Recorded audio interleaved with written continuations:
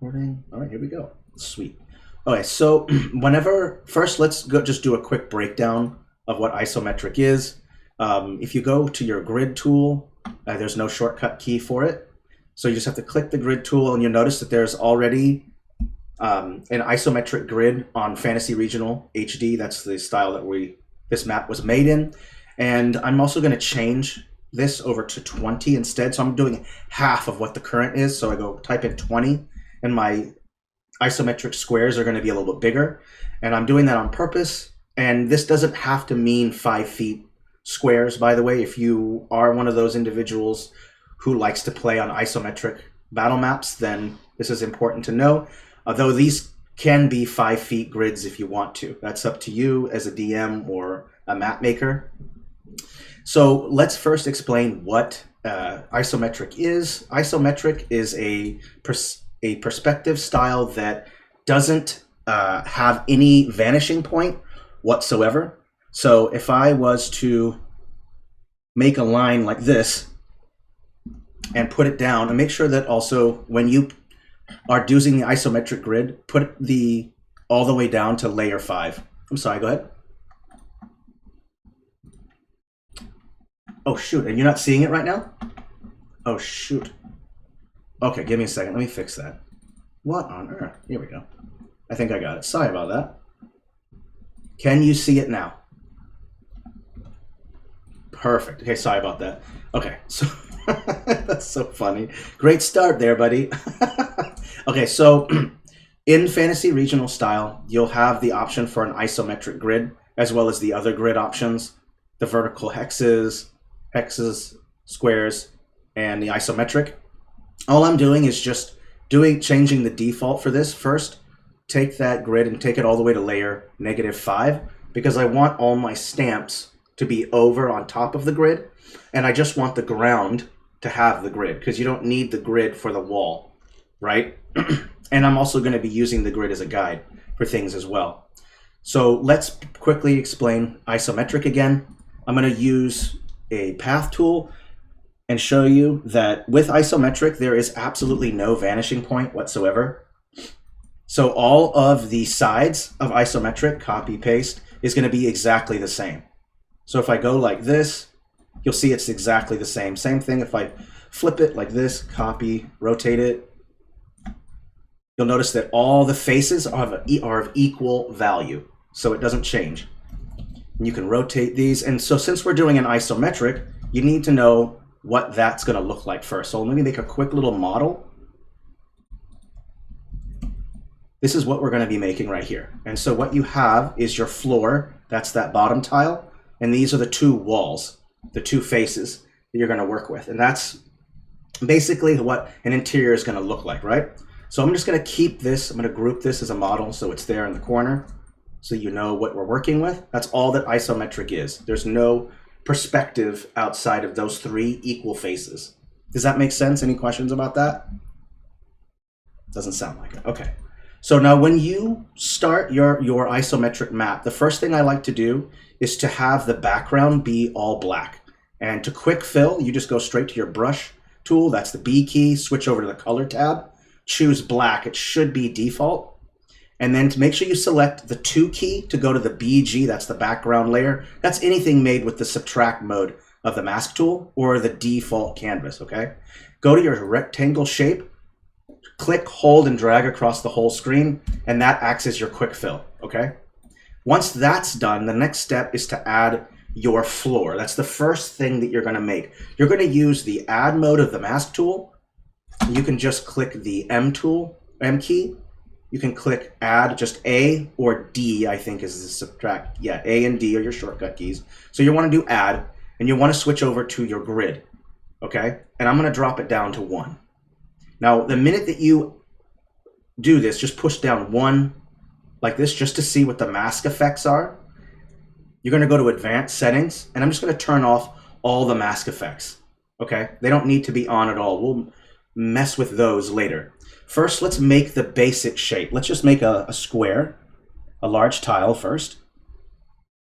And this is going to be your floor again, just so you remember. Okay, and let's just put this together, and we'll make it bigger too. Sorry, this is loading going really slow because I'm recording. Okay, we're gonna fill in the whole thing. Okay, now once you have that basic shape, one thing you don't want to do is make it just that rectangular squarish shape. It's better to add dimension, so multiple floors to create level and height. And I'll show you how to do that. First, let's just keep filling in a little bit more to maximize the space. And if you want it even bigger, then obviously you're going to have to save this and then resize it. So that way you can get an even bigger board. But because we only have 2 hours to do this, I'm just going to do a small isometric interior. And it's going to be a sewer, by the way. That's what I've chosen to do. Unless anyone has a better idea, I thought a sewer is kind of generic and most people kind of need it. Does anyone have any other ideas? No. Okay, so I'm going to quickly rename this group. Just kind of a pro tip, always rename your groups if you have any. And you can just click this little button here, or if it's selected, you can click the hamburger menu and go to rename. I always recommend you rename because if you end up having a lot of groups, it can be very frustrating when you're going through a list of groups and you don't know what they are. You just keep selecting one until it shows up, you know, so renaming them helps you to organize. If anyone's familiar with Photoshop, you're going to know this. You rename a layer. It's that same concept in Incarnate. If you have a group, rename it. What? Okay. All right, let's keep going. All right, so you have our little cube over here. So we're going to be, and obviously the walls are going to be here on the left and the right above. And there are several ways to go about doing your walls. It just depends on the interior that you're making, okay? First, let's pick a texture for the ground floor.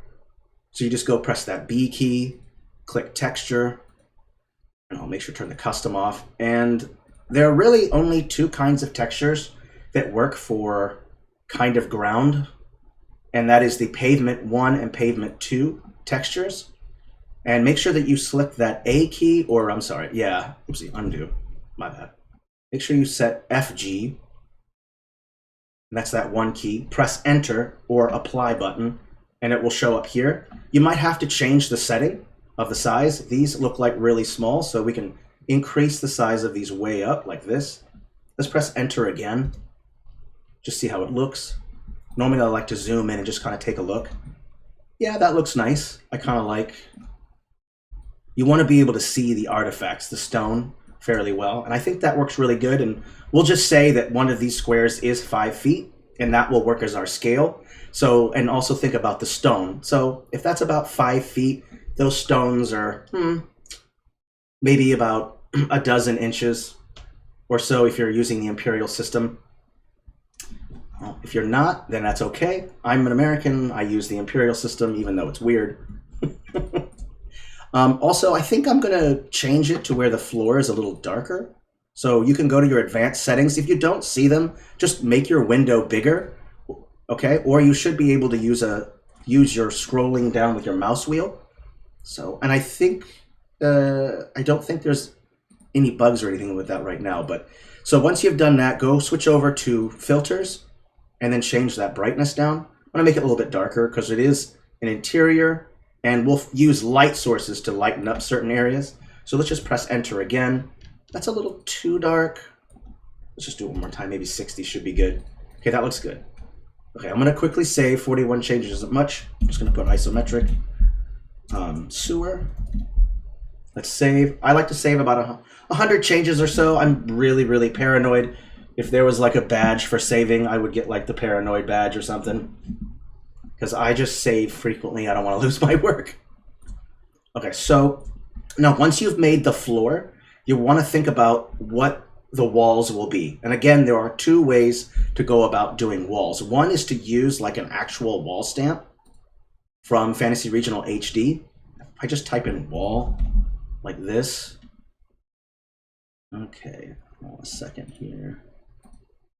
Things are a little slow to load, it looks like, so just give me a moment. Here we go, stone wall right here. So this is one way to go about it, is to use these as a wall. And you can do that, and it works. Okay, you might have to put them together like this. And you can stack them on top of each other to increase more height. Make sure you just line them up right first. So I'm gonna go ahead and group these and just call it left wall. Wall 1. Okay, and then you can just copy and paste it, and then make sure you take it up a group and then just put it right on top, like this. Now you have a stacked 2 walls on top of each other, just like that. Okay, so it's an extra height. And yes, just so you know, there is a caveat when working with Fantasy Regional HD stamps. They have a shadow baked into them, and that can be frustrating. So we're gonna find ways to either work around that or hide it, okay? Let's quickly do the other side of the wall first. So just go use your Alt key. I don't remember which key it is for Windows, but you can rotate through the different stamps like this. And I'm gonna piece them together just like I did with that other side. Okay, make sure you line them up right. And then we're gonna select them both, group, and just call this right wall. And you might have to do some layering changes. So this one has to be a layer above to be in front of that one. Copy, paste, and bring this up another layer so it's on top and in front of that other one. Like that. Okay, so there's your walls. And that's one way to go about it, okay? Let's just move this out of the way. And I'm gonna go ahead and select all of these and group them and just call them walls. And I'm gonna hide them real quick and show you the other way to do walls. So that's the stamp walls, okay? And let's just change that opacity to 0. Oopsie, not layer, my bad. Opacity, there it is, okay. So those are gone, okay? I'm gonna lock them too so I don't accidentally select them. Now the other way to make a wall is to use the mask tool. And so the way that I would do about that is just taking, let's do search all styles real quick. And we're going to be using some stamps as a guide to make the walls, and I'll show you how to do that. Things are just loading very slowly. And if you have any questions, feel free to ask them in stream chat too. That's a good question, Ms. Zolda. I don't really know. I have done some Minecrafty looking things before. Let's just use these wood walls right here. They're already loading, kind of slow. And you're going to use them as the corner. Oopsie, let's just remove this random part and put them each in a corner like this. And then after you've done that, also make the lining on top. So just all you have to do is just put them together like this. Remember, this is just a guide for the wall. Okay, let's rotate these and do it again. And then the next step is to just use the BG, because this is the FG, so this black part right here is the BG. And there are a couple ways to going about what you want. So if I'm making like a sewer, I think the best texture would probably be something stone, mossy, because there's water in a sewer. So let's go with something like a mossy cobblestone or some kind of dungeon wall. Let's take a look at that real quick. Oopsie. Uh-oh, art is not loading properly. That's not good. I don't really want to advertise bugs or anything. Just 1 second, let me type in cobble and maybe it'll just pop up. That's floor, that's pavement. Nope. Let's try rock. Mossy rocks. That's the one I'm looking for right there. Okay, so of course, as always, make sure that you check the settings when you add a texture to make sure that it's the right scale. Remember, if this little cube right here or this square is 5 feet, then you can size it against that to see how big these stones are. You can make them fairly large. That's okay. I'm going to do that size. And I'm going to paint in right here. And when you're doing a wall, make sure one wall is lighter than the other, okay? And make sure you choose what side of that wall will be. So let's first apply this. I'm gonna use a circle brush. I'm gonna turn the softness all the way off. Make sure it is set to BG, so that's that 2 key. And we're gonna apply it real quick just to see what it looks like. like this. Okay, and then we'll make this the light wall, the side that's light, and then we'll apply a darker version of this texture on the other side. So you go to filters and drop that brightness down. Let's go with 80 for now.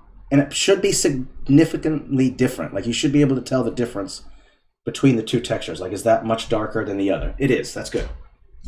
So let's do that, fill it in. And we can change these wooden walls to stone if we want. That kind of makes more sense. In a sewer, you'd kind of expect that. I was just using them as a guide. And I'm also gonna make sure I clean up anything that overlaps like that as well, okay? Don't make sure it doesn't overlap. So that part is done. So you've got your wall, that's stamped. So now, why don't you guys tell me, which one do you prefer? Do you prefer the stamped version? That's with these walls right here. Let's just first take a look at what it looks like. Do this, take it up to this. Do you want to use stamps or do you want to use the texture?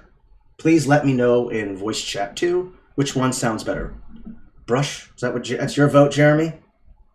Yeah, let me know what you think is better. The brush better? Okay, so let's delete these walls. We don't need them anymore. So I deleted that. I do think we should change this from wood to stone. What do you all think? Think that would be better than using wood? It doesn't really make a lot of sense. Any opinions on that? Stone. Okay, let's do it. All right, I'm gonna use stone.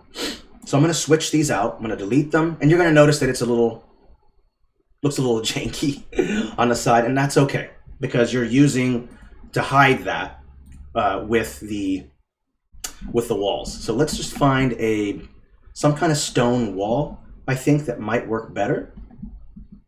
Everything is kind of slow. Let me click in stone real quick.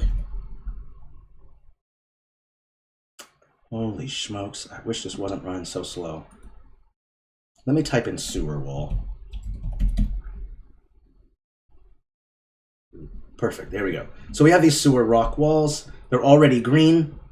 And I'm gonna turn off shadows for now. We can change that later. So we're just gonna go ahead and put these all together like we just did before, just to hide up the icky part. Put these together. This is time consuming, so appreciate the patience. Okay, I'm gonna put that one behind, I think. Almost there. And I'm gonna make sure to save those changes too. Okay. Yes, I do think that does look better. Okay. Yeah, it looks all right. Let's just go ahead and save the changes real quick and we'll move on to the next step. I'm gonna be adding floors or layers or platforms to this, so I'm excited about that, and I'll show you how to do that. Let's just jump to that here next. Okay, so we've got the two back walls done, the floor done. The next step is to kind of create the rest of the layout. So I want to put together like a series of platforms, and then they lead across maybe some sewer pipes that are running through, and you have to cross those. I think that would be kind of fun.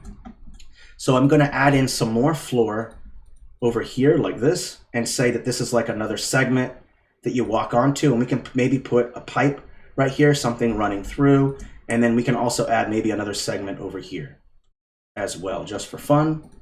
Let's just go ahead and move this over to here. I'm going to make sure to select all these wall pieces first. Let me make sure I got them all, and you know the rules.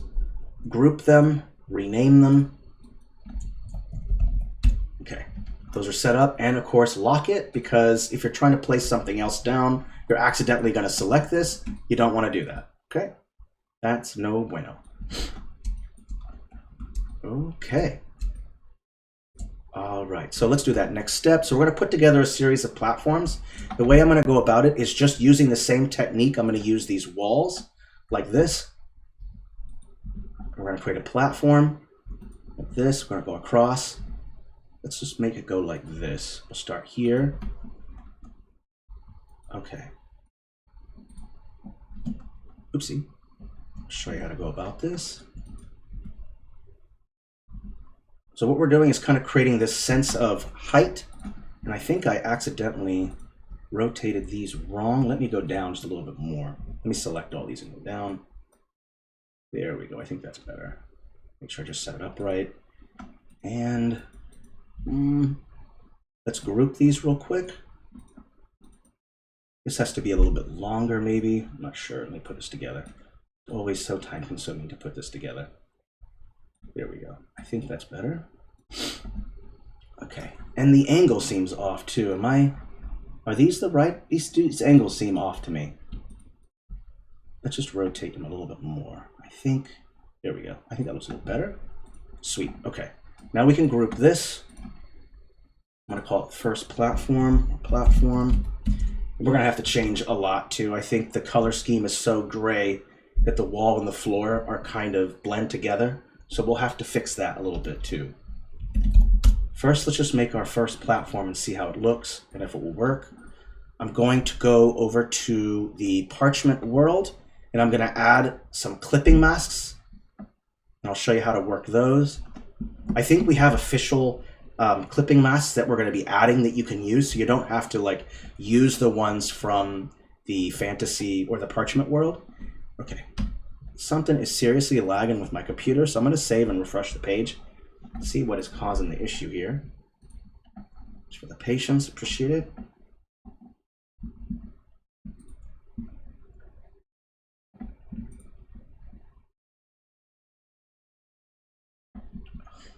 Okay, let's just refresh the page. Things acting weird and being annoying. Any questions so far on what we're doing or suggestions? Because I'm all open to suggestions. Feel free to mention it. I don't mind at all.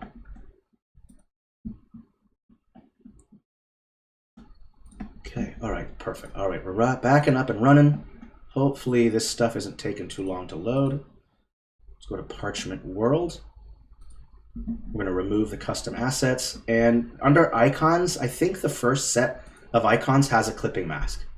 Now, if you don't know what a clipping mask is basically has a layer beneath it that shows the texture on the FG. So if I drop the opacity to 0, you'll notice that it doesn't completely disappear, just that brown part, right? So when I remove it, you'll see that the FG is being revealed, okay? And I'm gonna piece those together inside of this space so that I can hide this and then repaint in, okay? First, let's do this. Let's just do add mode and fill in this part right here. And then the next step to do is to also then try to remove this part. So there are a couple ways to go about that. We can go into the wall section, just select it like this and just change the transform, change the height like this. And then there's your platform right here. Okay, and we also have to paint in this section so that it looks like wall, right? So let's do that part too. And I'm going to make these a lot smaller because I want some space. And like this, oopsie, we have to turn those those shadows off too, I think. So we'll make sure to do that. Someone has their mic on and I hear a lot of feedback. Does someone want to mute their mic?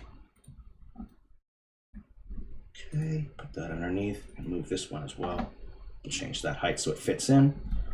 And remember, this part is on the BFG layer. Let's select everything real quick first and turn off the shadow. You don't want any shadows, okay? And I forgot to mention this as well, unfortunately. Whenever you change a texture, make sure that you add it to your favorites, because if you go out, it won't save those changes. You'll have to redo them. So that was kind of an error on my part. So I'm going to take this one, save it, take this one, save it.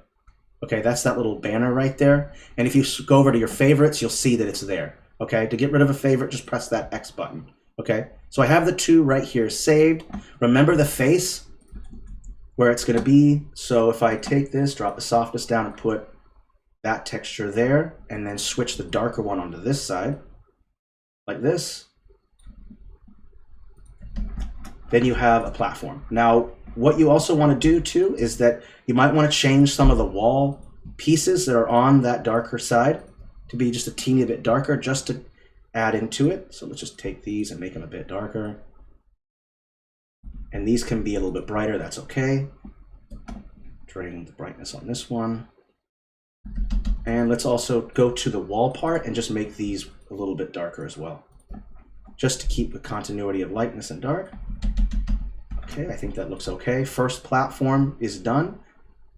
Okay, and we might even want to change all of these sewer pieces to maybe luminosity so that it stays within that same color scheme. So go to blend mode.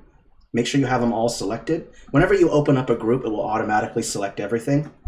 Go to luminosity and it will change it and make it all gray, because it's going to, luminosity picks up whatever color the texture is behind the stamp. It's going to pick up that color. You'll notice that here too, right here. See how there's this patch of green right here? It's because that piece is going to be green, so you want to change them. So we can go open up sewer wall and change these to luminosity so that they're all gray. Okay, there we go. Let's take a look. I'm going to get rid of that clipping masks. So there's that first part. Any questions so far? Please let me know. Okay, all right, no questions, that's fine. Let's keep going. And let's take a look at this real quick. This doesn't connect against the wall, so we might have to change that. Mistakes like that are going to happen. Let's just move it in closer. You'll have to do some retexturing, of course. Just all part of it. Let's go ahead and change this up. Let me remove this. I think this is the right one. Let me check. Oopsie. Nope. See, that's the problem with not saving your textures right there. So there's that texture again, and I'm going to have to drop the brightness down a little bit. I think I set it to 80. Let me check. Is it to 80? No, it might even be lower than that. Maybe it's 60. Let me check. Yeah, it's 60. Okay, perfect. We're going to clean up that edge real quick and redo those sides. Perfect. Okay, let's go back. You know, one thing I wish we really had though was so frustrating that we don't have it. But what's it called? Isometric stairs. Oh, I wish we had isometric stairs. That'd be so nice. Okay, I see the problem here. I have to go to the add mode real quick. There we go. Oops, don't want to use that brush. I don't recommend using your edgy brush when you're working with straight lines. Definitely use your circular brush, so that way it's easier to do. Okay, and I have to readjust this wall. So as you can tell, it's extremely time consuming to work on a isometric map. So, because you have to get all the angles right and get all the sides right. It's time consuming, but believe me, it's worth it, at least in my opinion. It is worth it. Okay, so there's that part. Let's also fix this flooring. Oopsie. Oh man, wish this brush wasn't driving me nuts. Okay, we'll refill in here so it's a little bit brighter. So when you're making different levels on an isometric map, don't be afraid to make the floor a little bit lighter the higher up you go, so that there is a distinct difference between one level and another. Like if I made this part up here look like it was the bottom part, then it might look weird. So you're going to have to change your textures lighter and darker. Okay, just like I have one side of the back wall lighter and one side of the back wall darker. It's that same thing with floor levels. If a floor level is higher, don't be afraid to bring up the brightness a little bit, so that way it shows you that it's a little bit higher up and it's different. That's just the way that I do it. So there's that. So now we're going to continue adding more platforms. You could just copy and paste a whole platform like this so that you could put one across so that you have a whole new platform. Or you can open it up and just edit it, so you can like delete a couple like this so you have a smaller platform. It's all about working with what you already have instead of creating something new. That's really the big secret there, is that when you do it this way, you're just working with a palette of stamps, copy, paste, and put them somewhere else. That's a lot easier than saying, I have to put together by hand each time 4 different platforms or whatever. So just copy and paste, reorganize, and then add it on. That's it. Okay, so let's say we want to put like another platform like right here. a smaller one, then we have to go in and did what we did before. We have to go ahead and change this so it's the add mode of the mask tool, and we have to paint, repaint, right? So we have this one, we can repaint this one. I'm going to use my pen instead.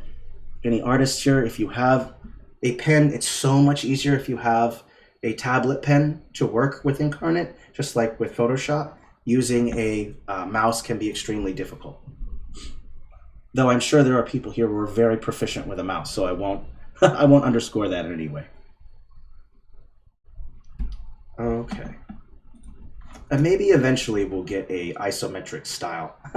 And I can't wait. I can't wait for that. So there's that next step. Copy, paste, and just do it again. Only scale it down, bring it up, and then you can do it all over again like this. You have a whole other platform. You can maybe put it in a corner there, maybe put it right here or right here. It's up to you. And this is that part where you could use clipping masks. Let's make sure that this is locking these platforms so I don't accidentally select them. This is that part where you might start using some clipping masks. So we had these, and you're going to make them extra big like this, and just place it on top and make sure it's a layer below the wall part. So right there, and I'm just going to place them, copy, paste, just right on top of these, just to hide that back wall. Select them all, drop the opacity down to 0. Okay? And then you should be able to paint these differently now. So we'll add in this darker texture over here, the lighter one over here, and then we'll continue adding this texture over here, if my computer will allow me to do it. I think I need to do the add mode. One sec here. There we go. Okay. So you can cut your time down a lot by just copying and pasting, so you can make a series of platforms. Okay, that will help. We can use this same one right here, copy, paste, and we can put in maybe another one here in the corner, like this, and just take the, and with these corner ones, you can consider, whenever you have one against a corner, you can consider making it all black, because you can't really see that part of the wall. So the front side that's open, you can't really see the wall. So I would just make it all black, and I'll show you how to do that. We can remove these clipping masks. I'm not sure they're going to be necessary for right here. Okay, and go ahead and switch over to your brush B key, or click that brush icon, FG, and you can make it all black like this. And you can make those 3 wall pieces right here a little bit darker as well. Just go to filters, drop that brightness down quite a bit. There you go. And I like to add pieces like this in the front to give it more depth and perception, better perspective. So it's called generally overlapping, and we're going to do a lot of that in this map. I'm at 114 changes now. I'm going to save. Any questions so far on how this is working? No? Okay. No questions means I'm explaining it decently then. Okay. All right, we're saving.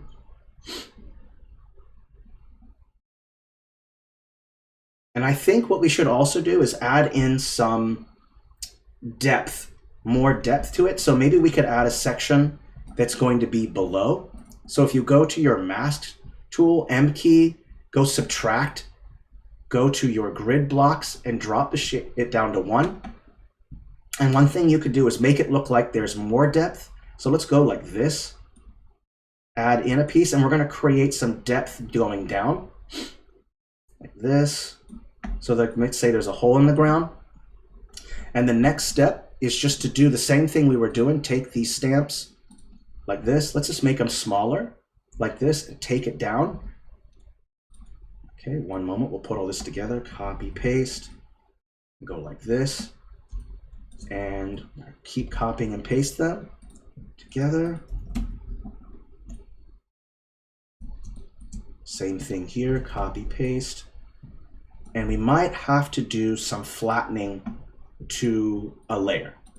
So we might have to get to that. First, let's just get the wall done of the pit that we're making. Just keep copying and pasting it like this. One there, and one here. And we'll do some flattening, but first let's just get the textures down. So this part's done. So we want to paint this wall, the dark color right here, and make sure it's set to BG. That way you can paint it separately, like this. And then we'll switch over to the lighter one and go in here like this. And here in this one as well. Okay, and the floor can be a little bit darker. Since we're going down, let's make our floor texture a little bit darker. Let's go down quite a bit and make sure I save that setting. Okay, so we'll go like this.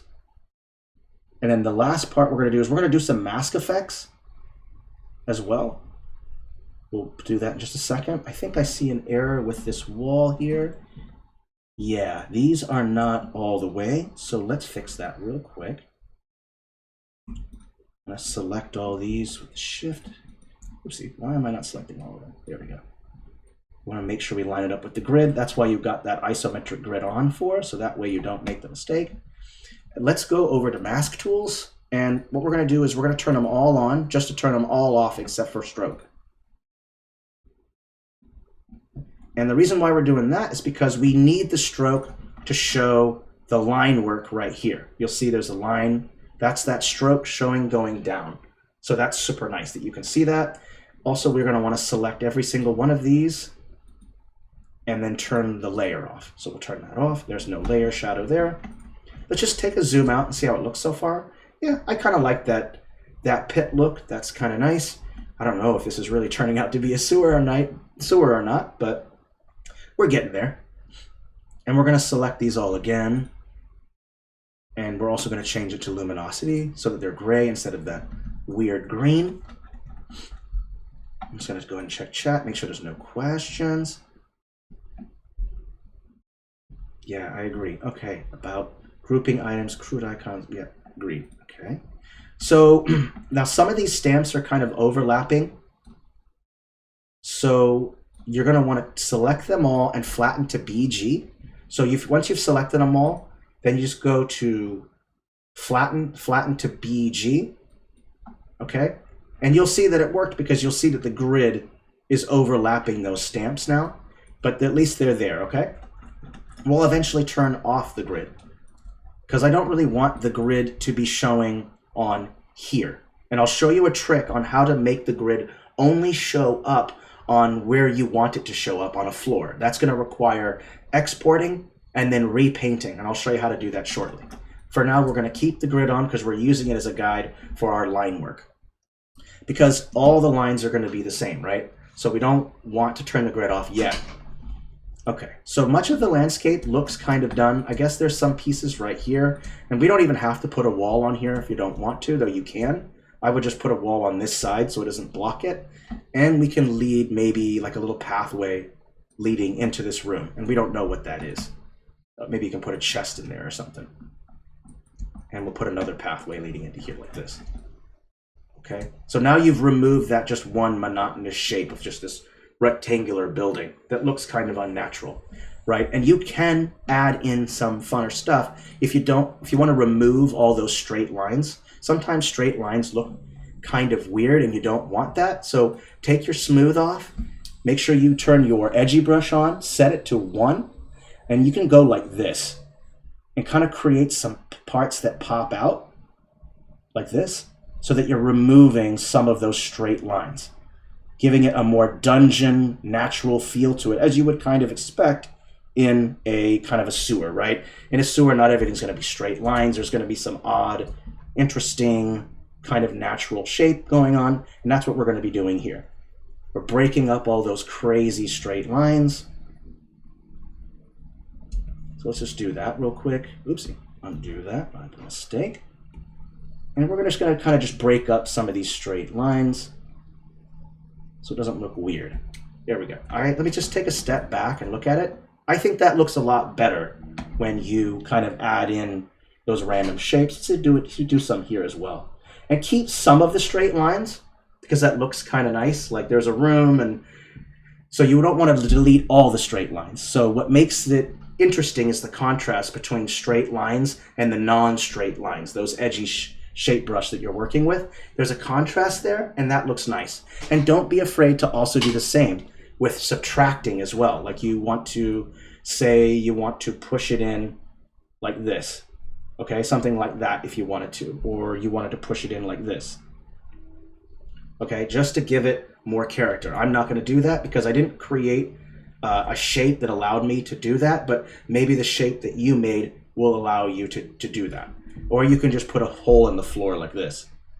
Like that's just a straight up hole in the floor. Okay, I'm not gonna do that here. Okay, let's just take a look at the overall shape. I'm pleased with it. Please give a thumbs up if you're okay with this shape in voice chat too. If it sucks and you don't like it and you hate it, then just give it a thumbs down, okay? Like, I don't like this shape, it's pooey. Okay, looks good so far. Let's just do a quick save. I wish I could edit this in 4K so it looked better, but... Did you guys notice that we have a 3K editing mode now? Does that help anybody with a little bit of a slower machine? I mean, I think the 3K is great, because if you try to edit in just 4K, it's just so laggy on your machine. The 3K is not nearly as bad. So if you haven't seen that, go check that out. Okay. I personally love editing in 4K because, you know, I'm a spoiled brat and I want everything to be pretty right now. That's just me.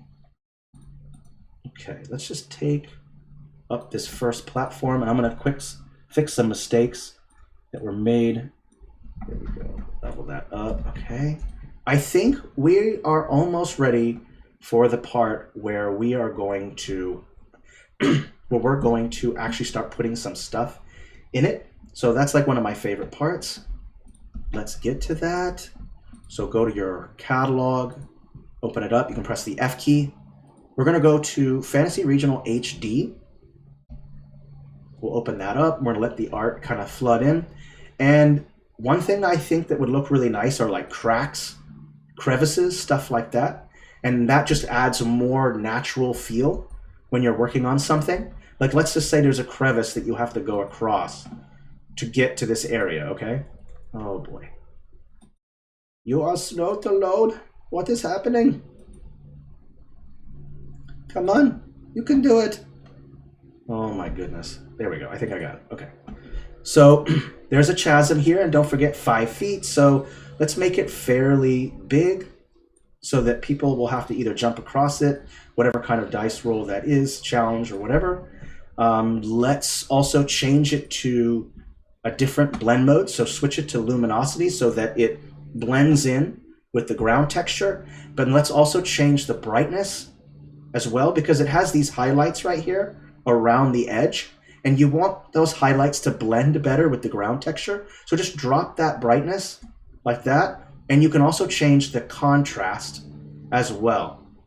Okay, I'm going to bring the contrast up because I want it to be kind of dark. And so now you have this nice chasm right here that you have to either jump across, or we can put like a log or something to walk across to get to it. So there's some kind of danger involved for your players. That's something that you want to factor in when you are making your map, is adding in dangers, traps. What is the what's going to be the flow of traffic?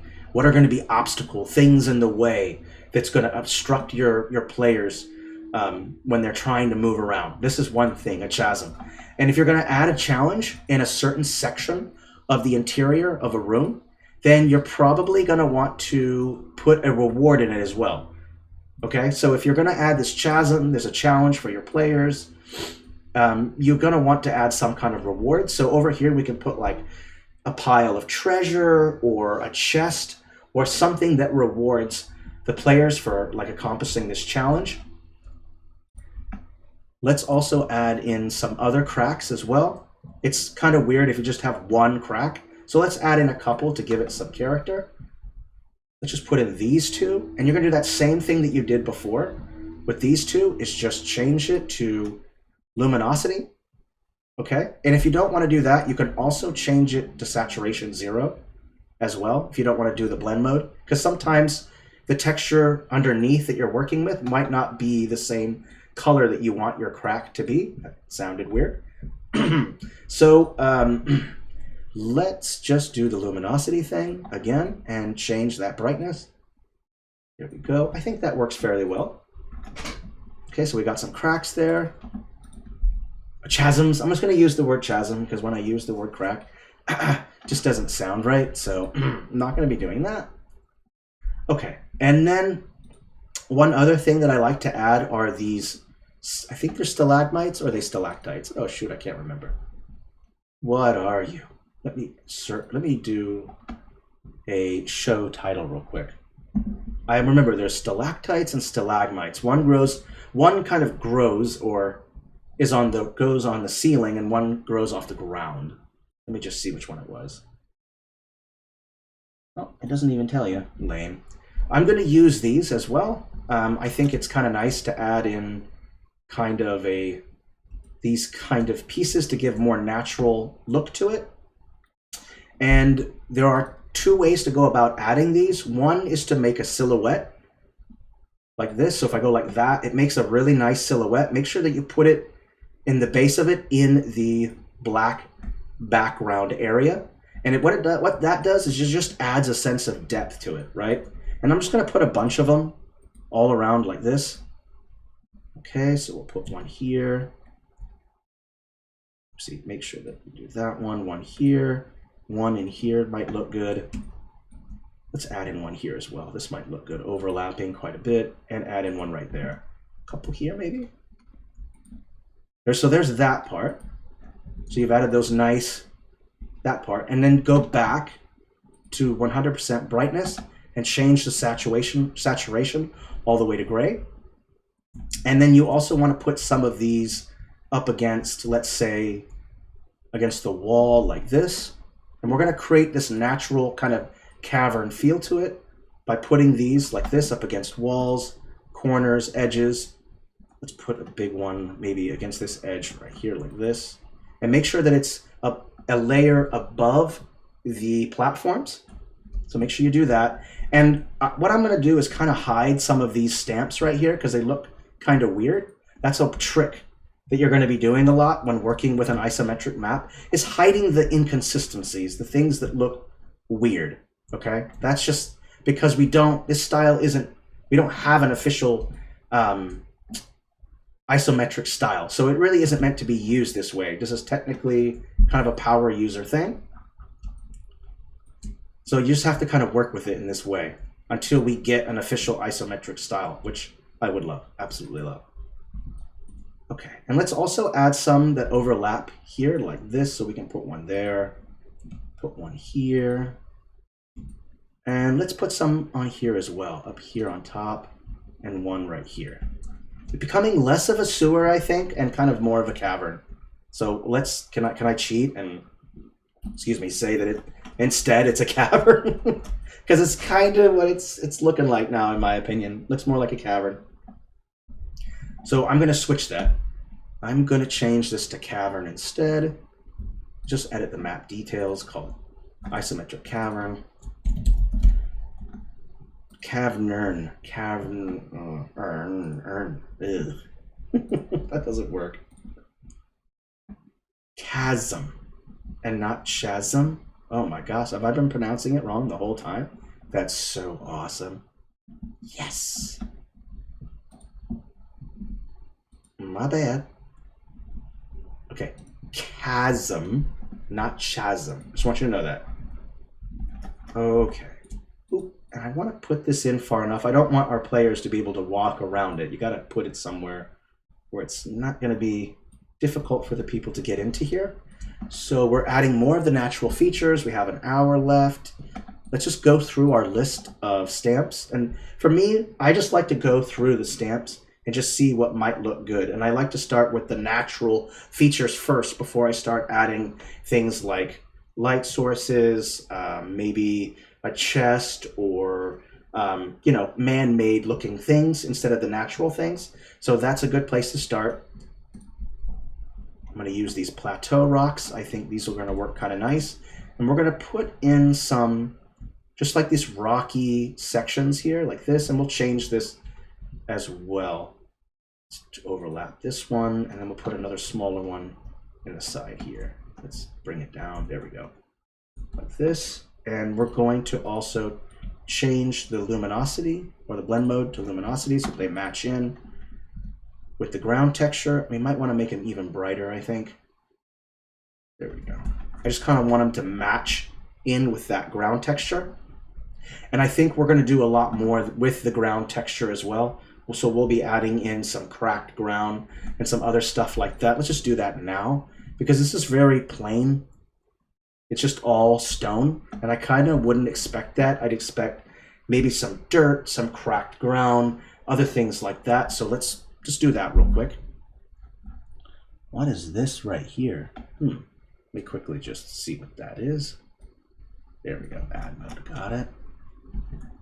Feel free to ask any questions if you have any. Let's turn off the grid too real quick. There we go. Oh, actually it looks so much cooler with the grid gone.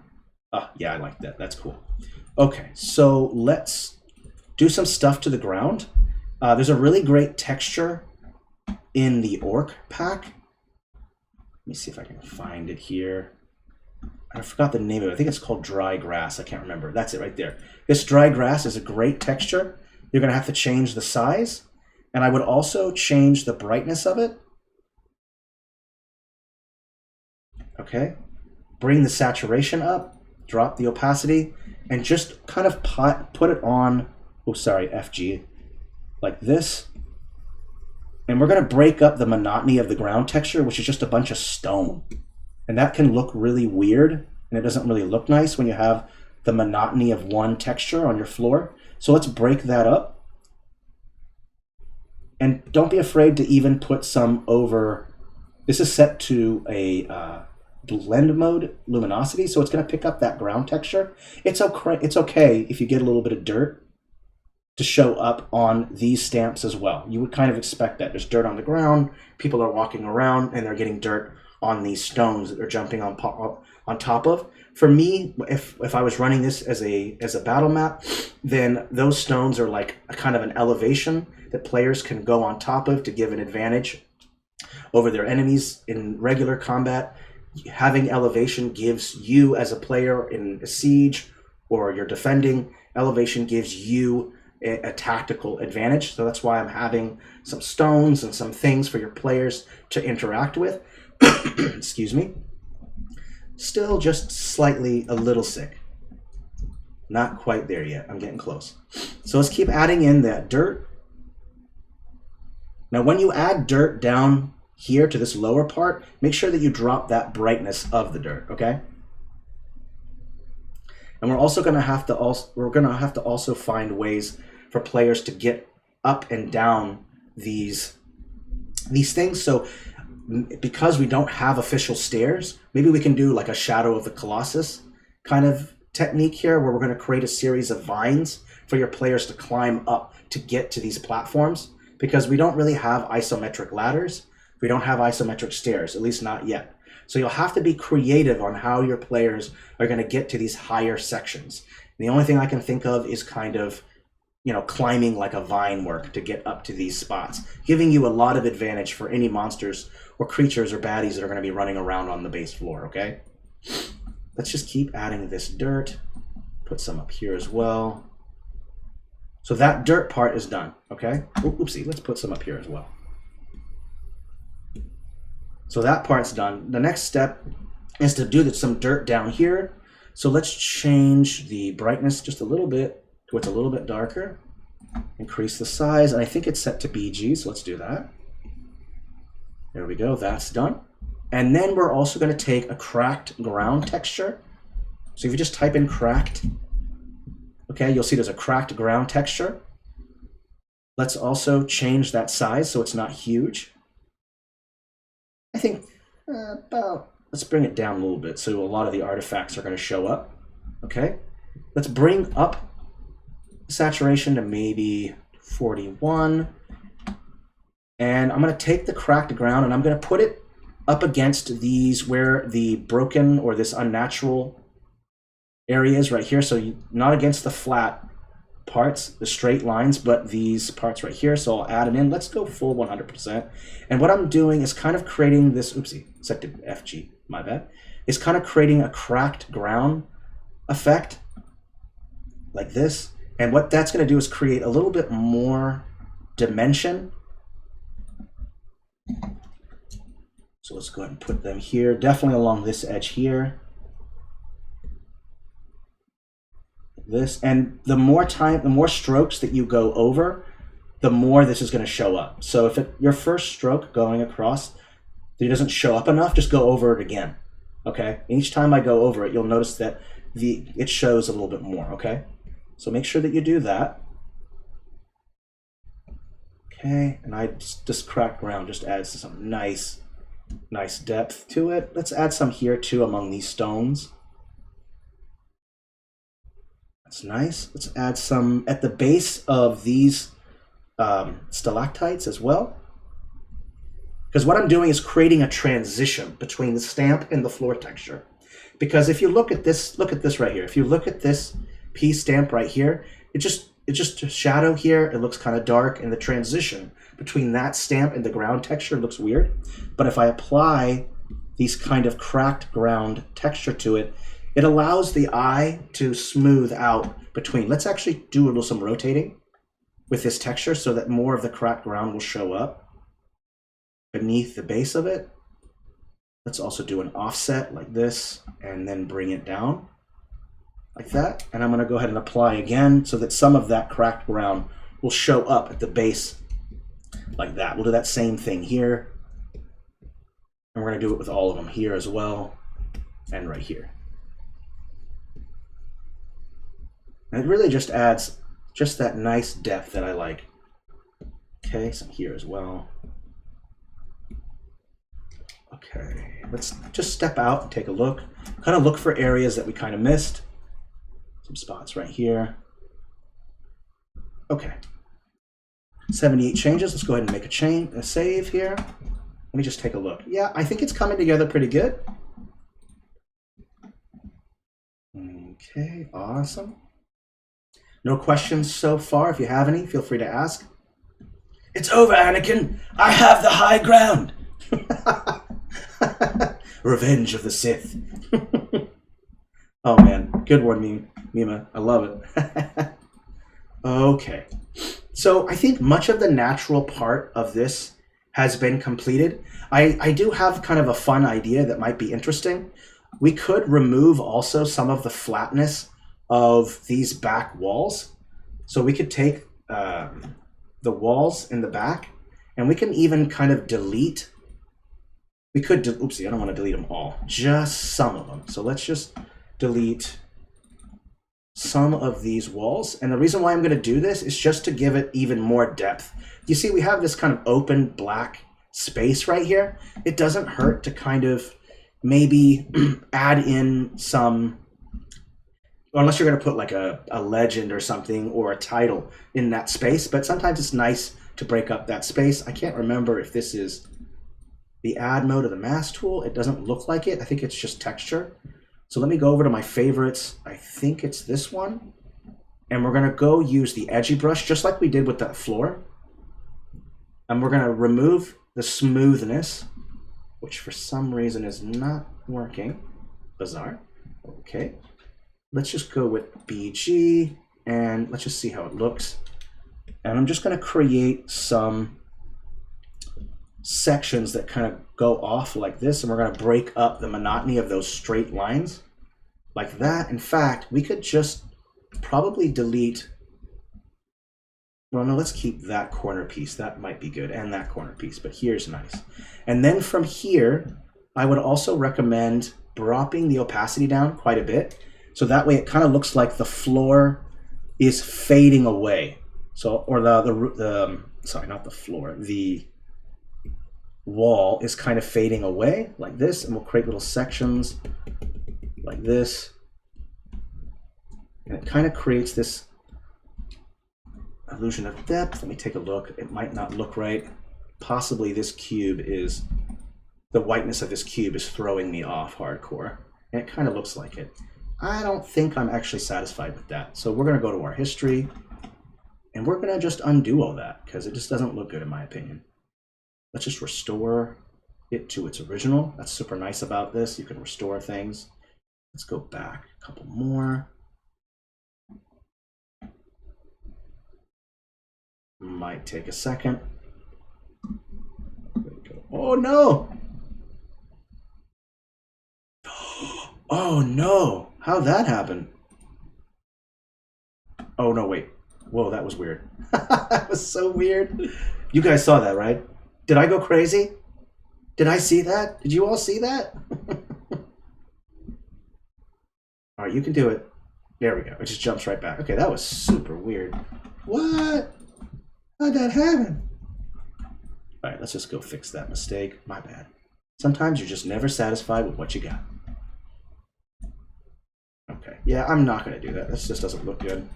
I thought it might look good and it doesn't. Let's just keep those straight lines because it kind of keeps this part in kind of a contrast and balance between each other. You have these kind of edgy walls here and these nice straight walls back here. So art fail on my part. Okay. All right. I think we can start adding in traps, things that you're familiar with.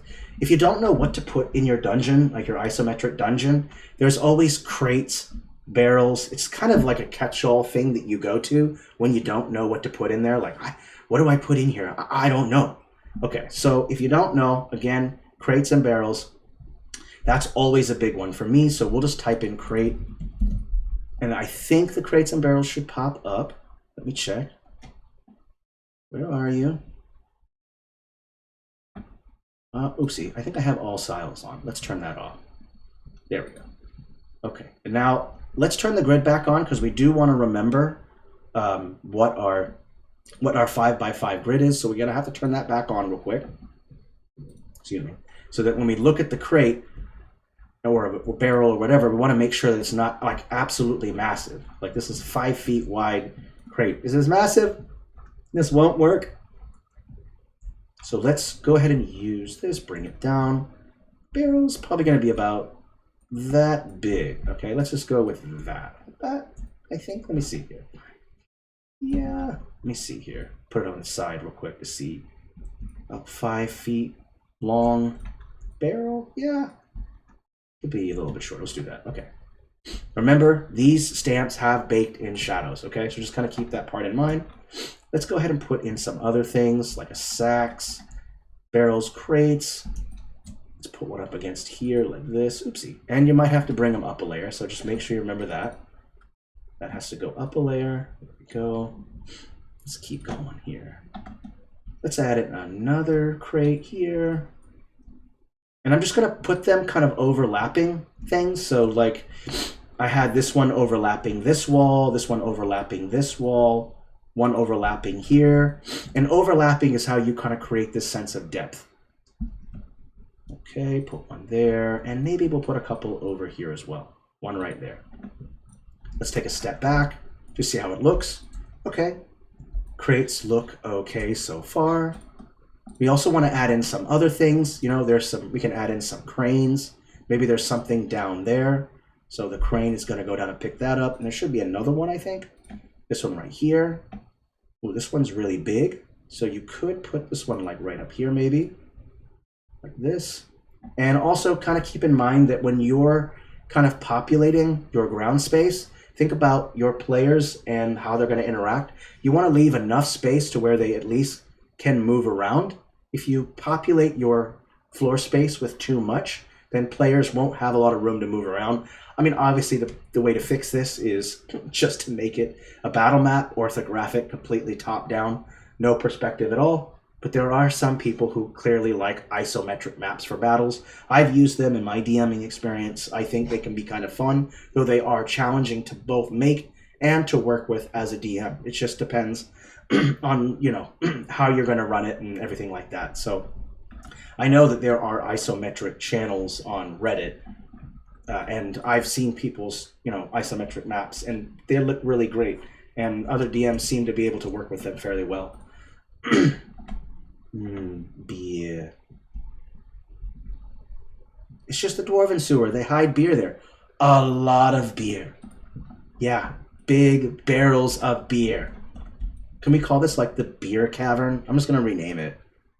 We're going to call this the isometric beer, dwarven beer cavern. Yeah. Beer. Delicious.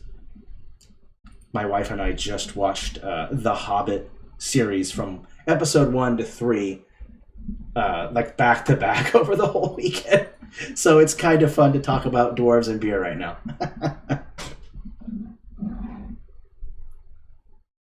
Okay, beer. Beer. The liquid of gods. Delish.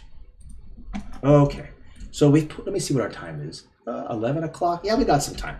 So let's keep kind of adding in some stuff. Let's add in our light sources so we can probably play with shadows a little bit. I would think that the torches are probably the best to work with. Let's type in torch. I think they're in Fantasy Battle Map 2.0. Perfect. Okay. And we're going to have to scale them down as well. So let's scale it down. I think about that size looks good. And let's think about where we want to put them and how we're going to put them. So we could put one on like some walls. So maybe there's one leaning against a wall like this. So this platform, high platform, will have a light source. Let's maybe put a light source on this wall right here. So this platform has some light. And let's take a look at some other sections. This platform could also have a light. So we could just really just have it being right on top of maybe this stalactite. Let's just put it right there. There we go. Like that. Okay. Let's also add in some light sources. Let's go ahead and into the catalog, type in light. And one thing you can also do is change the light sources as well to a different color. So if you want to add like a different eerie feel to it, let's say you don't want that color. Let's say you want to make it purple, blue, green to give it a more eerie feeling to it. So I'm going to show you a quick tip about selecting everything. You can if you want to select all of these, let's say you have like 30 torches and you want to select them all, but you don't want to do it by hand, right?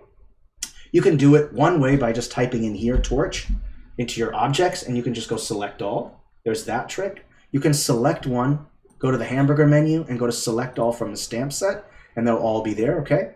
And we're gonna go change hue to the color we want. Anyone have any suggestions? I was gonna go with green, but if you think purple or blue or a different color might be more eerie or scary, let me know. I'll pick that. I'll let you guys decide that color. I'm cool with anything. It doesn't matter to me. Even if it's just a plain, default light color, I'm cool with that too. Purple. Ooh, that's like one of my favorite colors. Okay, let's zoom in while we change these colors so we can kind of get a better view for it. So this is kind of a pinkish color. You're saying purple, so something a little bit more like this maybe. Take a look. Tell me if you think that's purple. Oh yeah, don't ask me. I'll just say pink. Sure. Pink is a great color. I love pink. It's fantastic. It's great. But I do love purple too. I am a super freak when it comes to purple. So let's do that. Let's also add in some filters. So let me show you a little bit about light sources and filters. I always use filters. And if you're going to use filters, make sure that if you have light sources, that your filter is on a separate layer. There's a layer below your light sources. So let's do the first filter. Let's say a night filter for starters, okay? And these stamps look like they are on a different layer. Let's see here. Let me do something real quick. Let's do some grouping. Let's take all the torches, put them on layer 5, okay? Then let's also take all these items, select, oopsie. I'm gonna select all these naughty items, which seem to be on the wrong layer because they're not affected by, by the light source, and that's bad. We want them to be affected. There we go. That looks right. Go back to filter. And let's change the opacity. I don't want it to be completely dark because this is a little too dark. If you're running this on like a VTT, this is super dark. Like you want, obviously it would be more realistic, but you want enough light for your players to see. I mean, it depends. Are you going to print this out? Are you going to play at VTT? So me personally, I wouldn't have it be at 100%. I'd bring it down just a little bit and then take your light sources Okay, so you type in light again. You have one. Let's use these orange lights. They probably work a little better with VTT, or a little better with the HSBC. Make sure you set it to layer 5, and you look at your filter here. That night filter automatically should be set to layer 4. So if I place a light source down like this, it should not be affected by the night filter. If I take it down one, oh, wait a minute, what? I don't know. Is it being affected by the filter? I can't tell at this point. Okay. All right. Add in the light source here. We're going to change the hue to that purple color. I think that looks about right. We'll make sure it's set to layer 5. And what I like to use is use a series of several light sources. So I put one that's about a medium size like that, and then I make a much, much bigger one. Just make it nice and big, and make it so where this torch is lighting up a certain area. And I'm just going to put it like right there, okay? So that torch looks like it's lighting up that platform section. And you want it to be on layer 5 too, so not also is it not affecting, it's not being affected by the night filter, but that light source is also affecting all the stamps that are beneath it, because that's what gives it that depth, contrast. Light and dark is how you create depth, contrast, and more depth, okay? Let's go over to the next light source. Again, drop the light source down and put it just directly over this, over the torch light source, and then add a second one that's bigger, like that. And you just do it to all the light sources. Smaller one, and then a bigger one. Okay, let's take a step out and take a look. Already, I'm super liking that purplish feel to it. Let's just delete that. Like that purplish feel. I'm going to save it because I feel satisfied. Okay, Matt, instead of the night field, try out HSBC custom with low brightness. Oh yeah, that's a good idea. I don't mind the night filter's effect though. I actually kind of like the way that it affects it, and we're going to be adding other filters too, because one thing I want to do is to add clarity. Clarity is a great filter that kind of focuses it more, sharpens it, makes the contrast stick out a little bit more. It's nice, so we'll add that filter real quick. So if I add clarity, you kind of see that things get a little bit brighter. Let me turn it off real quick so you see what it looks like. You see already that it kind of brought more brightness, sharpened things. Already, I like it better by adding in clarity. Now, I wouldn't go, oopsie, I didn't mean to do that one, my bad. Let's go back to what it was, 53, clarity. If you go clarity into 100%, it might be too much. So I don't recommend clarity at 100% unless you like that. Let's also turn off our grid. Perfect, we can take a better look at it. Yeah, I don't personally use clarity at 100%. I prefer to drop it down just a little bit more. Okay, to 72, and I want this to be at 60. Ooh, no. That looked like a bug. I'm gonna bring it down to 60. I like that better. Okay, let's take a step back and just take a look at it. So some nice eerie light is coming in. So you've got these 3 eerie lights. I kind of like that. Let's do some other parts. Let's add in some more recognizable pieces, like maybe a statue or something. And I'm going to use Fantasy Regional HD for that. Just type in statue. If you guys have other suggestions too, don't be afraid to speak up. Okay, let's just expand on, take a look at our statues. As you know, there's some Babylon art, super cool stuff. We're getting there.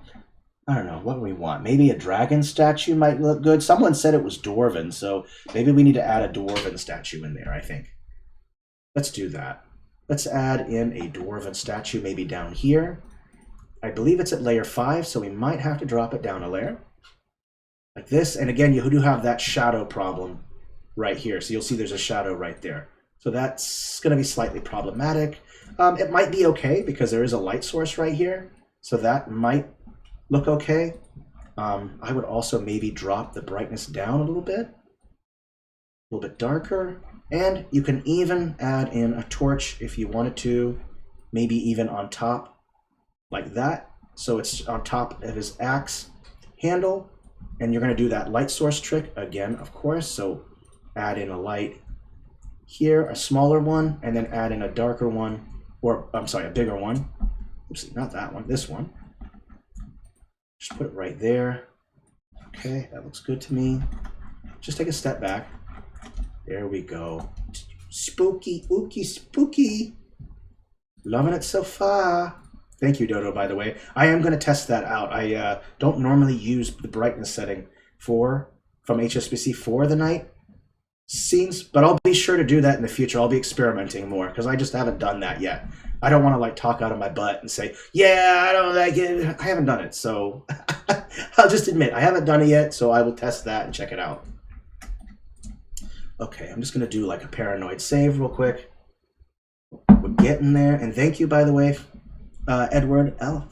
Elric. I appreciate that. Laura, thank you. Could there maybe be a crate, something on the ledge that covers the shadow? Oh, absolutely. Yeah, you can totally do that. You can also use clipping masks. I'll show you that too. Check this out. So if you don't like that there, you can just go open up into here. I think this platform right here. Let me type in platform because it should just type them right in.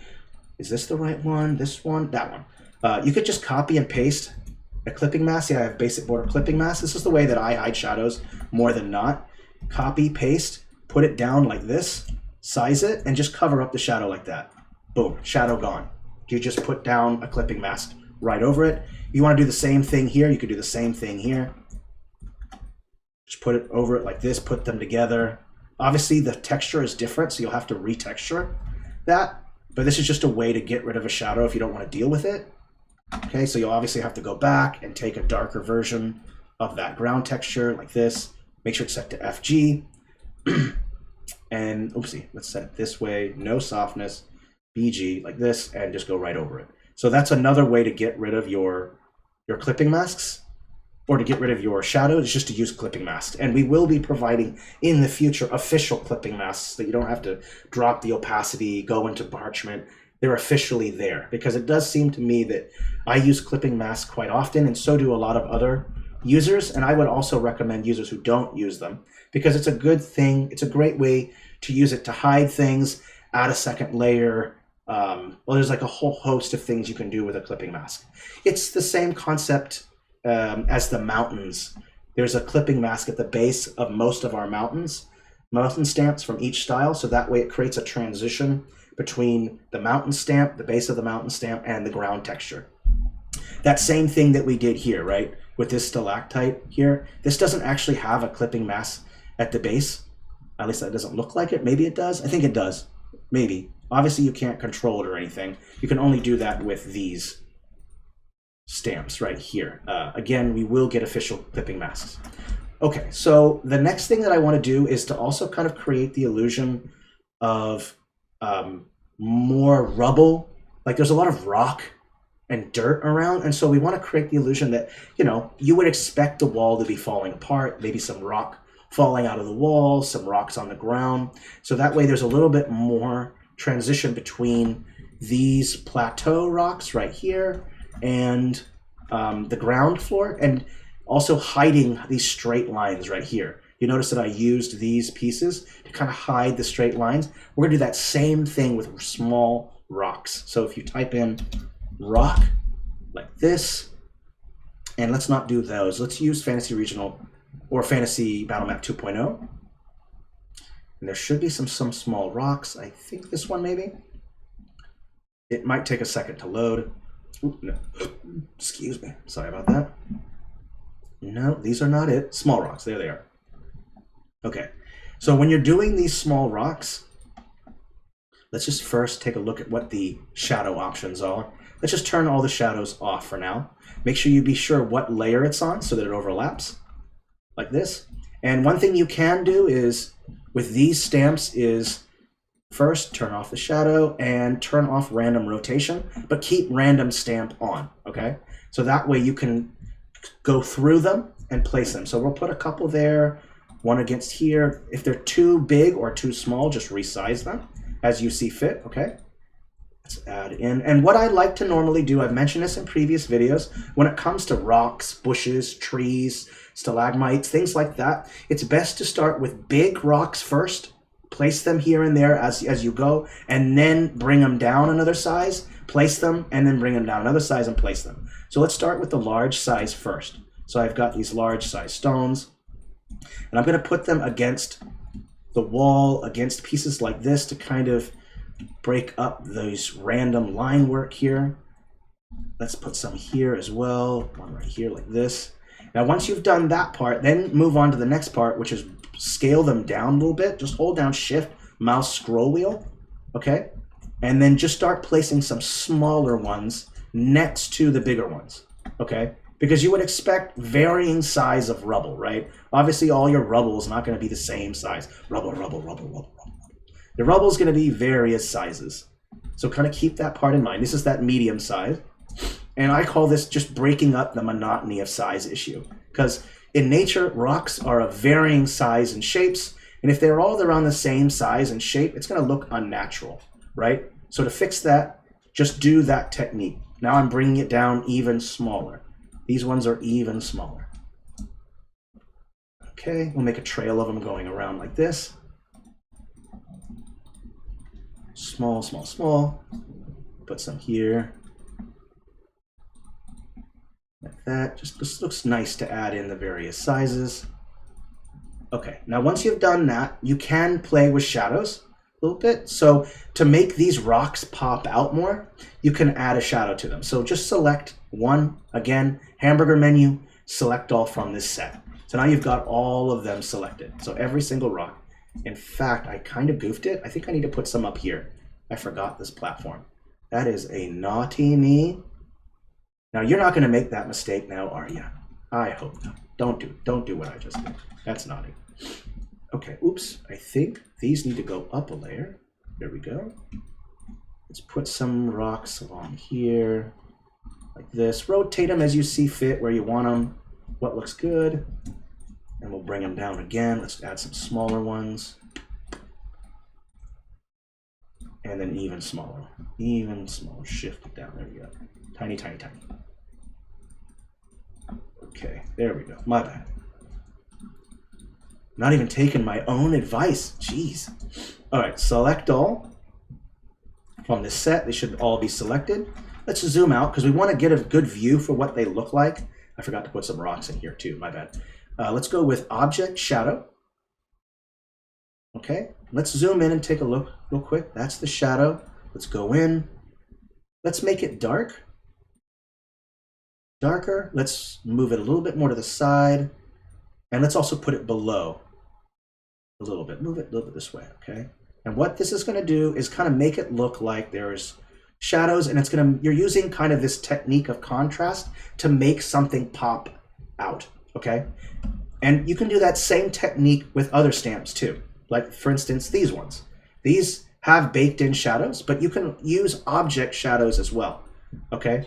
So now the way that I use these ones is to push the shadow up like this. So bring the shadow blur down, bring it up like this, and then move it a little bit to the side. And what this does is it kind of creates a little bit of contrast behind it to make it look like these pop out more.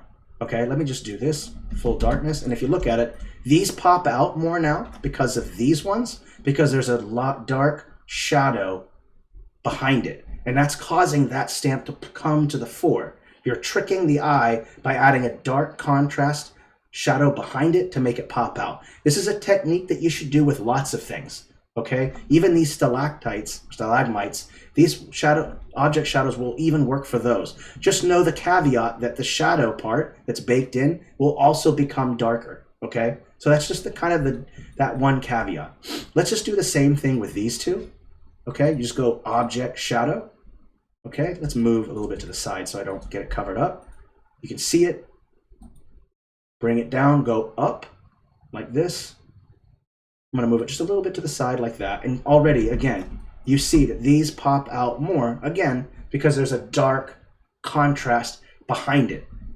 Okay, so it's a nice little technique that helps you to make things pop out. Because those crates don't look like they're just kind of meshed in and and kind of blending in with the textures and the other stamps. They now officially pop out. And I also recommend doing that with anything that you want to pop out, especially a central piece like this dwarf statue. We want that to pop out too. So we'll go Object, Shadow, bring it down, go up like this, and just move it a little bit to the side. And you'll see that there's this dark shadow now, and it looks like that thing's popping out. So I'm just going to do that with all of the crates and barrels. I'm just going to do that with all of them, just so that there's this nice kind of shadow to make them pop out. Let's just do it to all of them. This one will work. Is there any more? I think it's just those two. Let's go with Object. Oopsie, I don't want them to cover it. Oh, this one right here I can see, so it'll work. Let's go down a little bit, go up. And by the way, I actually just discovered this. I've been just doing this recently. I just discovered this. I don't know why I wasn't doing it before, but I really like it. I think it works really well. Let's do it to these stalactites as well. Just go with select all from this set. Let's go with Object. It looks weird at first because you've got the shadow underneath. So that's why I'm lifting the shadow up when I go up, okay? And dropping the blur down so that the shadow doesn't show up below the stamp. So I want to go up like this. Let's also bring the shadow up. Let's move it maybe just a little bit to the side, maybe a little bit more up, I think. Like this, okay? And that shadow kind of makes it look like these pop out a little bit more, okay? So that part's done. Let's go ahead and make a save. Need some glowing eyes from the large crack. Oh, you know what? I mean, if you don't have eyes in your cracks, then something's wrong, I guess. That didn't sound right. Yeah, it did. It sounded right. That sounded so right. Okay. Yeah, I love that idea. You could also add like tentacles. Let's say that you want more of a challenge. Here, we can just throw in a tentacle to kind of just make it more dangerous, you know what I mean? More spooky. Just use this one, this tentacle. I don't know if I like red. Let's just put it down and see what it looks like first when I put it over the filter. I could just change the hue to something else if I wanted. I kind of like purple. Let's go with that. Make sure that it's a layer above the chasm. Chasm, okay? Let's do that. Let's put in a couple. Let's put in a couple. So you'll have to defeat these tentacles, obviously, if you want to get across to this next section. That's the way I'm kind of seeing it. This is kind of a hard part here. Let's just flip this. Put that one here like this. So there is one issue here. It doesn't, you have to kind of create more black, more dark, because it doesn't connect. The tentacle doesn't look like it's going down. It just looks like it's cut off. So one thing that I like to use is just use the path tool to do this. So the path tool is much more than just the path tool, okay? You can do so much more with it than just making paths. So I'll make sure to show you a couple techniques that I use when using the path tool. One of them is to kind of continue on the tentacle as it goes down and connects against this crack, this line right here, okay? So let's just apply a path first, just see what it looks like. And let's see what layer it's at. I don't want it to overlap this tentacle. So let's just take these tentacles up a layer. Let's also lock this chasm because I don't want to be able to select these tentacles. So let's bring them up one layer. So that way the paths are below it. Okay. And all we're going to do is just create kind of this section right here that makes it look like it is continuing on like this. And I also recommend that you go overlap some of the tentacle as well. Let's do that. So I'm going to bring that path back up actually. Bring it up one like this. And now we're going to select both these paths and drop the opacity a bit like this. So it looks like they're fading off. Okay. So that's the trick that we're doing here. Our objective is to kind of make it look like the transition between the stamp and the bottom of the chasm looks weird. So we're using the path tool as shadows to make it blend better into the chasm, okay? So that's one thing you can do. Okay, the other thing we're going to do is also do what Laura said, which was to put some glowing eyes in these cracks. And the way that I would do that is to, again, just use the path tool. Okay, I'm going to put down one stroke with the path tool so it's live and I can edit it and see what it looks like as I make my changes. I'm going to use purple colored eyes like this. We're going to also add a purple glow or shadow to it like that. And we might want to change the shadow a little bit too, so where it's not so bright like this. There we go. Let's do that. And let's also bring it down a little bit because we want the eyes to be small. So what you do is, again, make sure it's set to the right layer and just do one eye, a second eye there too. Let's add in a couple here, a couple here. I like that. Let's take a look. So we got some eyes in there, and let's also put some in here as well. Like this. Good call, Laura, by the way. Good call. There we go. Want some eyes in there to creep them people out, right? Ooh, I see some other spots that maybe we can put some eyes in here. That's nice. Okay, I like that so far. Looks good.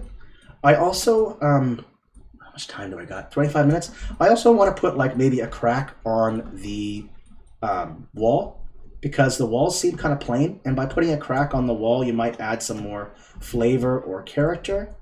Also, this spot right here might look good if we put something on that wall, maybe, to make it look like it's important. So we could take like a gate from the Fantasy Regional HD style.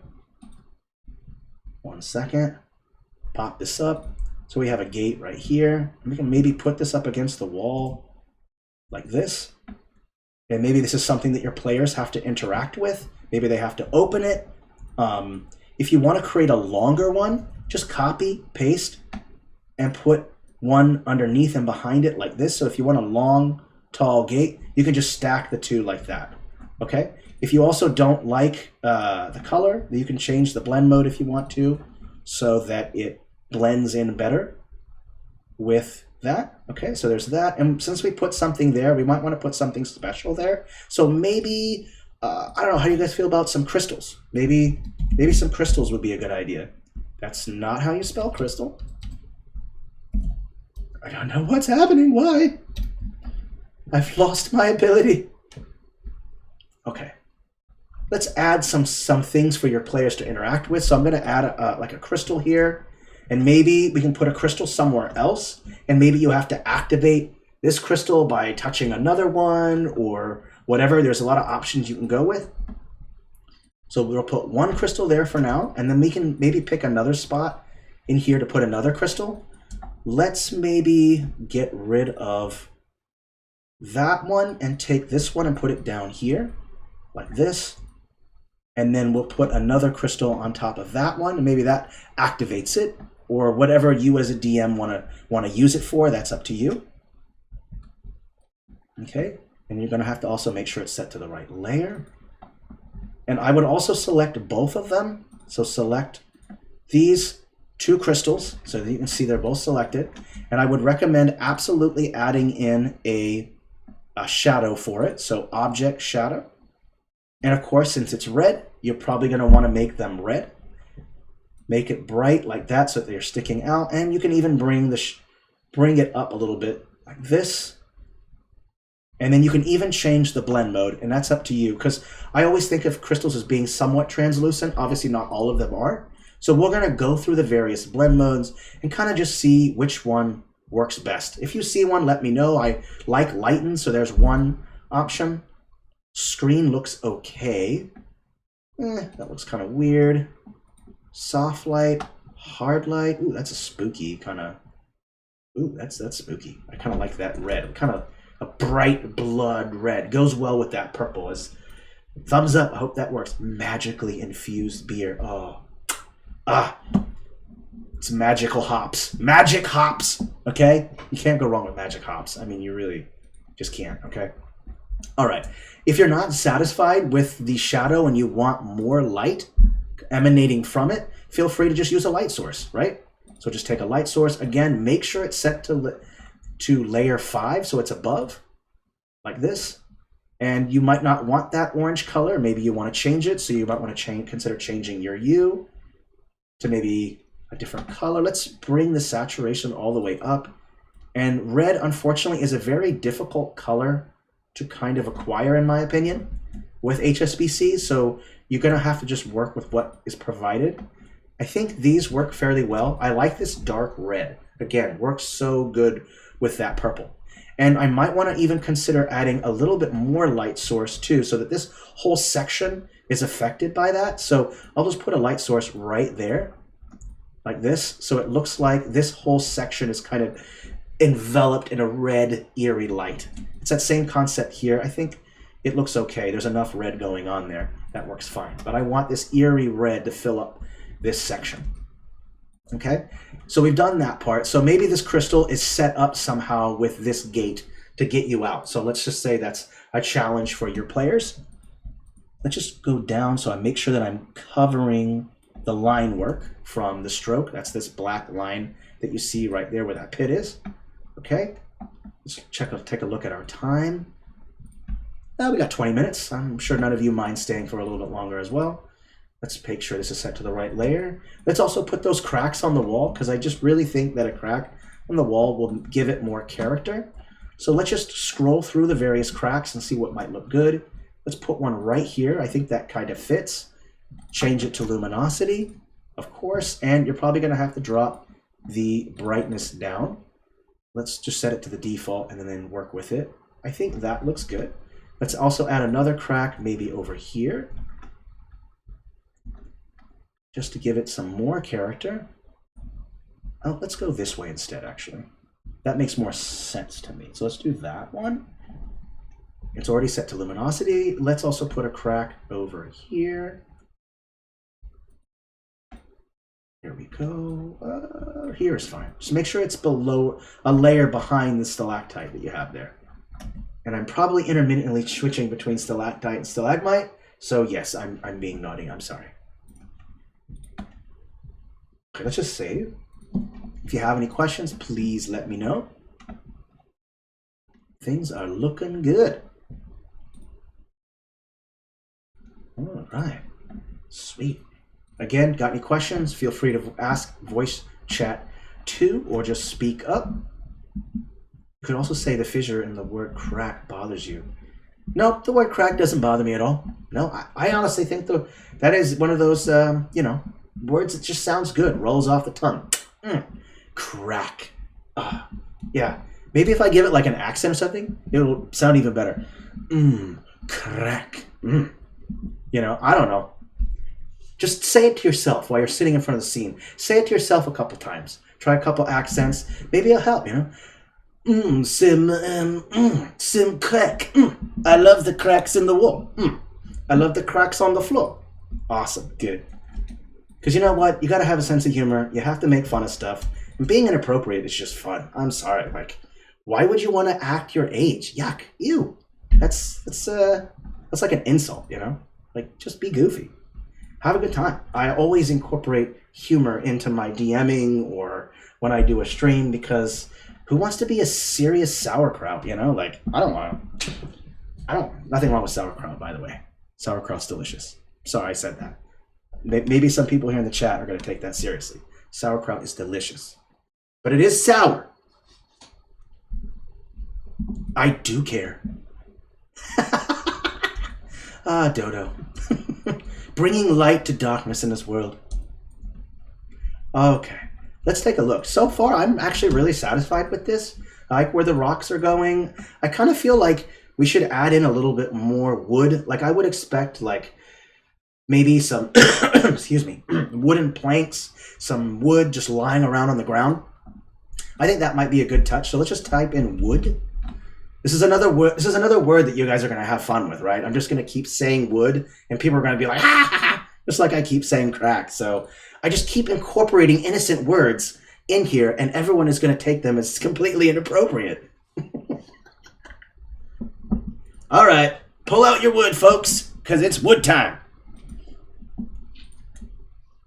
All right. One second, take off a sweatshirt. It is hot as sin in here. Ah, yes, inappropriate conversation is always nice. All right, okay, so time to get in the wooden planks, to be specific. Okay, so I'm gonna add some wooden planks like overlapping, going across This thing you want to walk across, and then also add some wood planks just lying around. Nope, never mind. That just looks like garbage. Let's not put that there. Ignore me. That was a bad idea. I'm going to put some wood like leaning up against the wall, having some pieces scattered on the ground, maybe covering a crack. So one goes across this crack right here. And then we'll put maybe a long one right here, leaning up against here. Smaller one on the ground. Like this. I just like adding pieces of wood, like maybe it's the cross beams from the ceiling have collapsed, and so these are the timbers that have fallen down. So that's kind of what you could say, that's what this wood is here for. It also adds a kind of a lighter brownish color. There's a lot of dark grays and kind of purples, but adding in this warmer kind of brownish color also kind of adds more balance to your color palette. So that's why I'm also adding wood in. Not also is it, there's a functional purpose for it, a utility purpose, but it also looks nice to boost your color palette as well, because I like those browns. You know, brown's a great color. Reminds me of other things I like. Specifically wood, but use your imagination. Okay. Let's just also have it to where I really like the idea of these wooden things just kind of like leaning against the walls and stuff. I kind of like that. So let's just do more of that.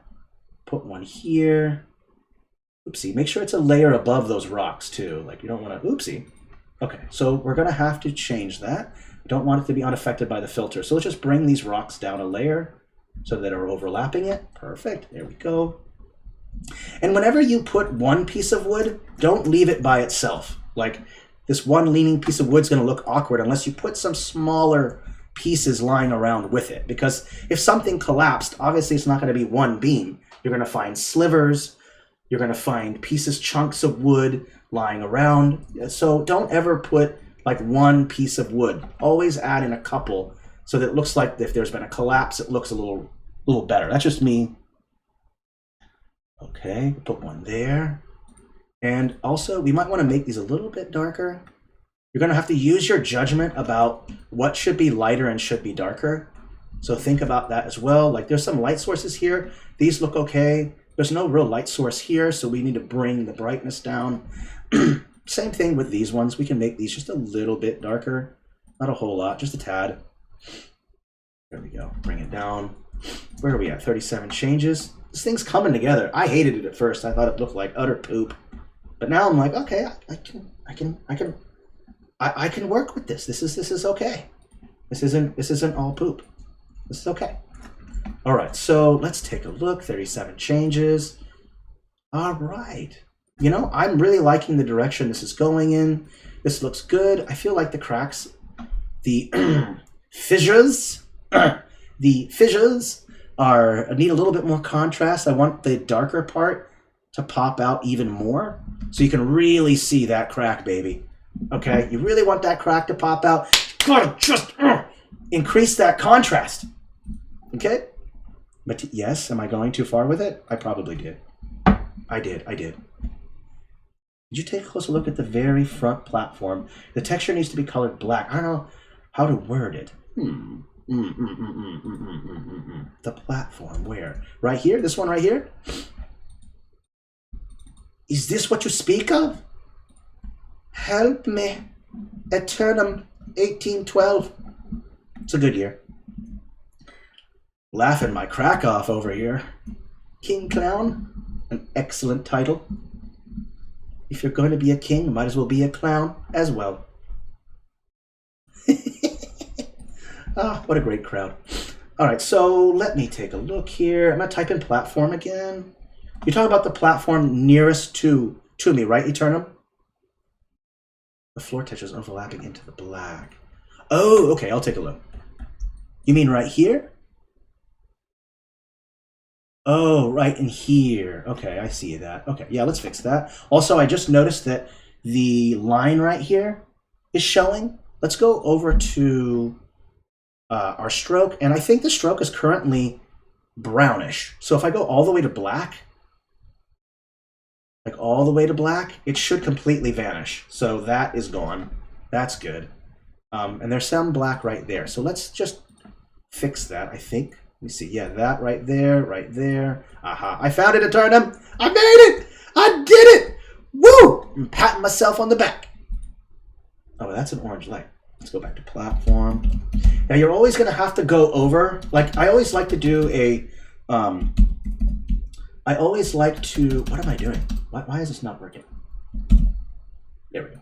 I always like to do a final run when I'm done, just to kind of see what I missed, what things look bad. That's always something you should do in the end, is a final pass. I'm really guilty of this. I'll make something and I'm just all giddy like a school kid. It's like, oh, I can't wait to share this. And then, of course, I didn't do my final check, you know, because I'm so excited to share it. And then, of course, I share it on Reddit, and then I look at it and I'm like, oh, Cruddle sticks. I didn't do that final pass, and there's all these errors. Cheryl knows about this. Cheryl knows because she's the only one who's ballsy enough to like, dude, you missed this, you idiot. You missed it. Fix it now. Thank you, Cheryl. Thank you, Cheryl. So it's like, just as a kind of a habit, don't do what I do. Do as I say, but not as I do kind of thing. Don't forget to do that final pass when you finish, so that you're like, oh, yeah. So that way you're not looking at it on Reddit going, because you don't want to double post it, you know? Like, so don't do that. Just as a heads up. Okay. I'm going to do that final pass right now. So I'm going to go in and just kind of go to all the sections where there should be... Oh, hey, yeah, okay. I forgot to mention this. My bad. Let's do the shadow part. And there's some really fun way to make shadows using mist. Okay, and it's going to be under your Fantasy Regional HD. Okay, this mist right here, okay? And first thing is set it to layer 5, and then drop the brightness all the way to 0. And if you want, also add a shadow layer object black, just to make it darker. Now what I'm going to be doing is placing these over areas where there's not a lot of light. And the reason why I'm doing that is because I don't want to have to paint everything, so it's easier just to create a stamp that's going to go over something to add shadow, okay? And you will have to edit it in its opacity and stuff. So this light here is a little dark, so I can go back to none, like this. Just scale it up, like this, and just put it in that corner, like that. Boom, there's your dark, right? Copy, paste it, put it in another spot, right there, dark, right? Another spot right here. It's a little dark in this corner right here. So add that, so mist. But anything works. You can use a light source, drop the brightness to 0. You could use a cloud. Just don't use a cloud that has a baked-in shadow, okay? Use a cloud from a different style. I don't recommend using Regional HD shadow because they have a baked-in shadow. So don't do that. Use a mist, fog, whatever that doesn't have a baked-in shadow. Drop the brightness to 0 and then put it over their stamps to create these darker areas. Does magic every time, I'm telling you right now. And another thing that I also want to do is put it along the edge of the wall. So I'm going to put it over in this corner, away from the light source, put another one right here, put another one over here, and then put another one in this corner right here. And what we're doing is we're just showing where the shadows are. So just use the light source as a guide where you're going to put your shadows. Obviously, you're not going to put a stamp you're using as a shadow over an area where there's a light source, right? You only want to put them in an area where there is no light source, so that way it looks like it's darker. So you're adding more and more depth to it, okay? It's a cool little trick. Totally recommend using it.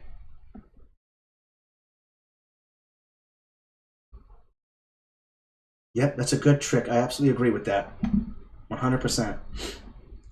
The wood pieces need shadows, I think. Yeah, totally. I absolutely agree. We're doing a final run, so if you eyeball anything that I miss, call me out! Mati, you fool! You fool! You've missed it! How could you? You fool!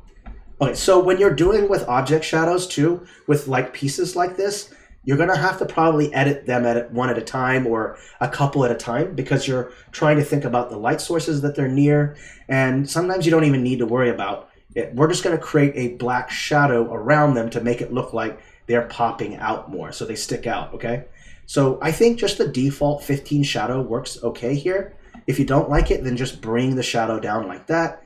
take the shadow up, and we can bring it down if you want a little bit like this. Okay, so that part's done. Let's go ahead and do these two as well.